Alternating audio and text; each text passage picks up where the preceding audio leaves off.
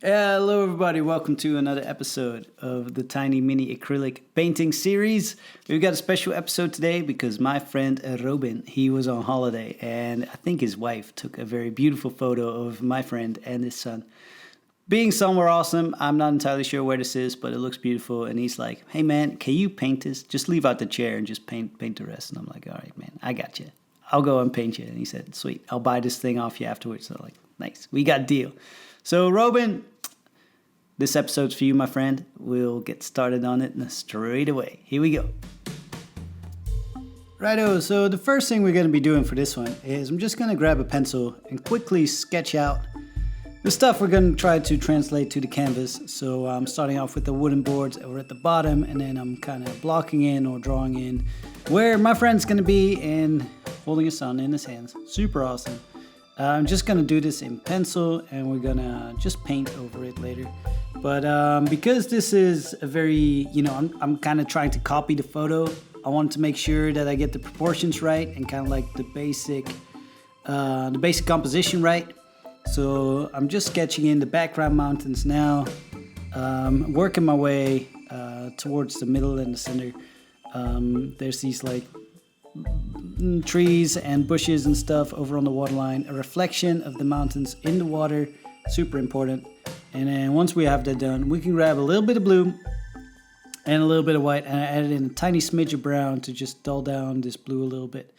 And I'm using small brushes today. We're going to take our time for this one. It's going to be a long episode because I wanted to do an extra good job for my friend's painting. So it's going to be a little while, but just grabbing a little bit of blue, a little bit of white. And every time I go to reload the brush, I mix up my color slightly differently. So hopefully we get this nice little gradient in the sky where some bits are a little bit more vivid and a little bit more dark. And other bits are maybe a little bit more dull or a little bit more bright, depending on what we're doing. So there's going to be some darker clouds over here on the right. It's the same as in the actual photo. I'm just smudging it on. The canvas today, I don't know what it was. It seemed a little bit more coarse than usual, like a little bit more rough. So I have to press real hard. And yeah, we're gonna have that a couple times where I feel like I have to press the paint like right into the canvas to fill it up. But depending on what canvases you have at home, you might run into the same problem where you see this like almost pixels of the fabric of the canvas. And then if that happens, just load up more paint and just press harder. That's basically the way to get around it.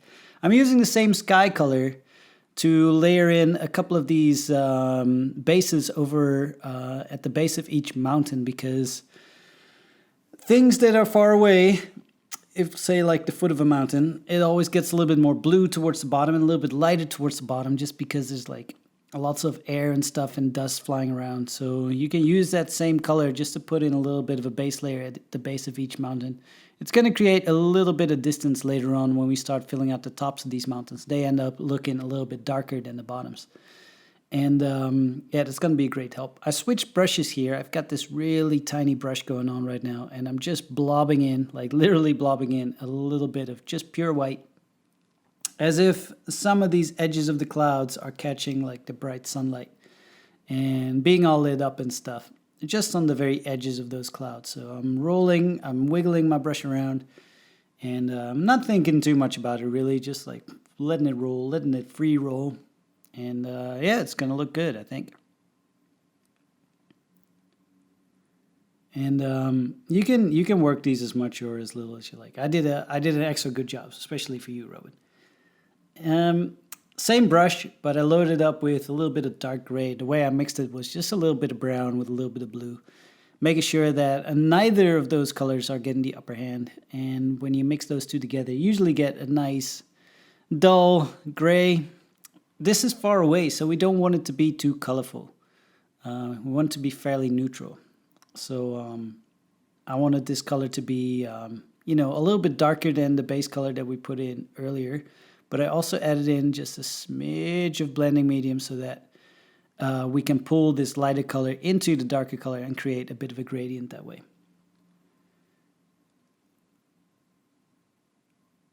just like that. The very tops of this mountain, they can be a little bit darker, and then make sure to leave the light bits that we put in earlier. Create a nice little gradient, and that creates a little bit of distance. And I'm using the thin brush today. Like I said, I want to have lots of detail in this. I want to copy the photo as, the best I could. So I'm using lots of small brushes today, and I'm going to take my time painting these mountains. So I did several layers of some dark and some light. Here I've got a smidge darker color, and I added in a tiny bit of green. And there's like these big patches of forest that are kind of like on the foothills of the mountain. And I am covering up a little bit of the light that we put in earlier. And maybe I should have left some, but we're going to go back and put it back in later. I could have probably saved some time there, but that's okay. We got time. There's no rush. Easy. And same thing, like I wanted this to be a kind of like a mix of a blue and a green shade. It ended up being maybe a little bit more on the blue side of things. But even though a forest and the trees are green, if they're very, very, very, very, very far away, they're going to end up looking a little bit more blue anyway. So it's totally okay for this color to be a little bit more on the blue side. Because once we get closer towards the foreground and we're going to start using more greens, then you're going to create that illusion of depth and illusion of distance, because things that are far away are more blue. And then green things like trees, if they get real close, that's when they start to be really, really green. But if they're far away, they turn blue. Just a rule of thumb right there. There's exceptions, but not a whole lot. And I'm kind of reworking our light bits a little bit, just with some mixing white, and I'm just squeezing that on to redo some of these bits that we, these lighter colors that we put in earlier. Creating that hazy, gradient-y effect. Turning out nicely, I'd say. Going in here for the top bit of this mountain, right over our clouds with this nice neutral light gray color. Blocking it all in, giving it some sharp edges, making it stand out from the clouds. And then I'm using just a smidge of green into that same color to create the illusion of these, maybe they're a little bit more lit up on this side, but going in with a smidge more dark tone, give it a little bit of variety. So there's like a bit of green and a bit of blue in there. Creates the illusion of lots of stuff happening, whereas really it's just a bunch of smudges. So nothing too crazy. Just takes a little time. Takes a little while to get done. Going in with some really dark and just over on the top of each patch of tree or bottom, just depending on what you do. You can choose either just tops or the bottom. Just blocking in some very, very dark. I'm kind of like, the closer we're getting towards the horizon line, the closer things are getting to us. So I'm making sure that I up the contrast a little bit the closer we get towards that horizon line. And that too is going to help create the illusion of distance. It's all trickery. It's all mind games. We're trying to mess with our eyes. So if we make whatever is coming closer a little bit darker and a little bit more green, I'm definitely adding a little bit more green as I come close to the foreground. Yeah, you're going to create that illusion of distance. That's what it's all about. Happy little trees, as the man, the legend would say. I'm being very careful here around what's going to be the silhouette of my friend and this kid. Making sure I don't really go over. I want to fully keep them clean, so that blocking them in a layer is going to be a little bit easier. As you can see, the greens are turning brighter. I'm using less and less of our old dirty color, leaving out the blues, leaving out the browns, and adding in more yellows, whites, and greens.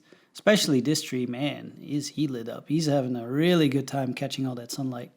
Just going to drop in a couple of these highlights here and there over on these bushes. And then with just a bit of white, and the old color that's left on the brush. We're just going to blend all of this together. This is going to be our riverbank. There's going to be like grass, and there's going to be, or riverbank, it's more like I guess the lake. Can you call that a lake bank? I don't really know. Just like the bit that the lake borders on. I don't know what to call it in English. But anyways, I'm just gonna drag those greens through some white, and that's gonna be the start of what is gonna be the edge of the lake. Here I mixed up some dull gray, but just with the smidge of yellow in it. It's kind of like this beige color, I suppose. I'm just gonna block in a couple of these wooden boards that my friend is standing on. And I kind of want to do this first, just because it gives me a bit of an indication of what color range we are working with here to create the reflections and the water, and just making sure that I don't go too light or too dark. So now that I've got some colors over at the edge of the lake and I got our foreground colored, and I can stay within the intensity of those two bits, and I make sure that I don't go too dark or too light when I'm blocking in this water bit. I am starting to like how this is turning out. I've got a little bit of a dark bluish, I guess it's not super dark, but more like I don't know, it's kind of blue, it's kind of green. It's more on the green side, I suppose, but it's like a little bit of gray in there too. Just blocking in the dark reflected bits of the lake. So all of these hills and stuff, they're going to leave a slightly darker reflection than the sky. The sky is going to be the lighter reflection in the water. So I wanted to make sure I do the dark bits first. They can be roughly the same color as the hills that we blocked in before, and just with a slightly more greenish blue tone to it, just to separate it a little bit. Like, we can go all like, you know, like a perfect reflection, but judging from the photo, it's more green anyway, so I want to stick true to the photo. And I'm trying to add in just a little bit of variety here and there, just like in the original photo, of some darker patches, and just where the light doesn't fully reach, where the light doesn't really reach the bottom of the sea floor or the lake floor, the water floor. So there's going to be some darker patches. There's going to be some lighter patches. And here I've mixed up our old sky color again. Added in maybe just a smidge of green. And I just blocked in our sky reflection and mixed together with a little bit of white. You just drag that in, and you can drag it a little bit into the color that we already put on, that nice turquoise greenish, I guess not really turquoise, that emerald greenish color. And you can make that a little bit of a gradient, as long as it's still kind of resembling the shape of the wooded foothills that are above. And just like that. I kind of like how this whole composition kind of like pulls the eye towards what's going to be my friend and his son. It's very, it's a nice photo, a nice composition in the photo. And I really like how in the painting it kind of resembles that, where all of the bits and pieces of the land is kind of like dragging your eye into the center of that, where they're standing. So that's cool. I like that a lot. Feel like we're doing a good job. Always doing a good job. Here I'm just working kind of like the edge of where our hill reflections and our sky reflection is going to be. And it's good to have a couple of those white ripples in there because, if you have a body of water, it's going to have ripples somewhere. So you can leave those. It doesn't have to be perfect. Here I got a very small brush, just a little bit of black because my friend was wearing black shorts. So I'm just blocking those in real quick. And I believe we're also going to be working on his cap. He was wearing a cap, and that was black too. And also he had some black text over on his t-shirt, so we're going to be dropping that in as well. And this is one of the few times that I actually use black. Usually if we just go for dark colors, I mix up like a brown and a blue to create something dark. Usually I try not to use much black, because usually what it does is just makes things way too black. It just kind of like takes over. It's just too strong. And if you mix black with your colors, it just kind of like sucks all the color out of your paint. So it just takes over. Whereas if you mix your blacks with or your dark colors with just brown and blue. The hues are a little bit more intense. You have a little bit more control over whether you want your dark color to be like slightly warm or slightly more cold. Whereas if you just put a chunk of black in it, it just sucks all the color out of it. It's be careful with it is what I'm trying to say. Only for these bits where they're like clearly man-made and like colored by artificial means. That's when I use black, but overall I don't use black much. At least try not to. I don't paint humans very often. This is actually super unique that I'm drawing or painting humans. I usually leave them out of my painting. I'm struggling a little bit to mix up a believable skin color, but I think I got it down at this point. It just needed just a smidge more brown and a smidge more white, just to separate these very strong muscular legs from the t-shirt color. Needed to be a little bit more skin tone. And I'm actually going to add in a bunch more yellow and a bunch more white over in the t-shirt color because just to set it apart a little bit. It catches a little bit more light in the photo anyways, and we can definitely go up in hues and tones and intensity just to set everything apart a little bit. It's pretty good for a first little block in.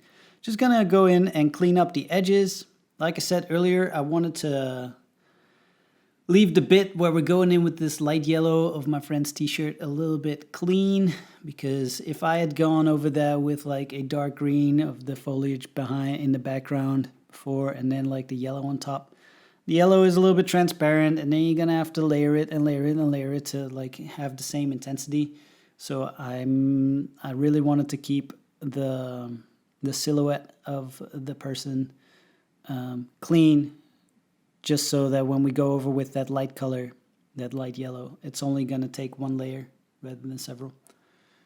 And a good opportunity to rework some of these reflections too. A little bit of white for some watery ripples where the light bounces off the surface.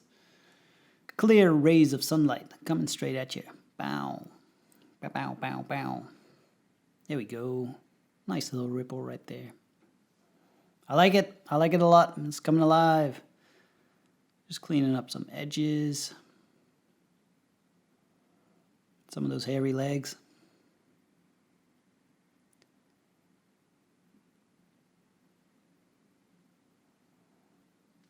Some of the side here. There can be all kinds of grassy things living out there. A little bit of these hills in the background, making sure I add a little bit of blue, a little bit of this grayish tone again to indicate that these things are far away. You don't want to cover, every time you go like further backwards into the scene, like further away, you got to make sure you dull down your tones again, add more blue, maybe a smidge more brown too to get a little bit more of a grayish blue. Because if you take your foreground color, say your bright green, and you smudge it in there, then your painting is gonna lose its mind trickery, its illusion effect. It's gonna look not so real. It's gotta look real. We're trying to recreate a photo, so it's gotta look real. So I feel like we're doing a pretty good job here. There's a couple of things I still want to do. The body shape is still a little bit, could be a little bit better. Although the pose is what I wanted it to be. It's gonna need a little bit more detail though. But I'm liking how this reflection in the water is turning out. Just going to drop in a little bit of darkish gray here over on these wooden boards just to indicate a little bit of shadow. And I want to have like little lines of black. Well, maybe not black. It is a darker grayish color. Just to separate these boards a little bit, just to indicate that they're separate pieces of wood. It's like that in the photo, so why not, eh? And then going back in with a little bit of highlight to give in between those little dividers, as we'd say. Just a little bit of highlight. Some will be a little bit more beigey than others. I mean, they've been in the, in the weather all of their lives, so they can be a little bit varying in their color, and some might have, got little bits of dirt on them, and others might be still clean.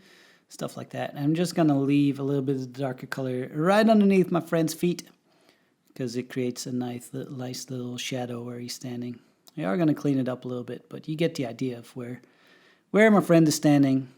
There should be a tiny little bit of shadow. And just the way it works.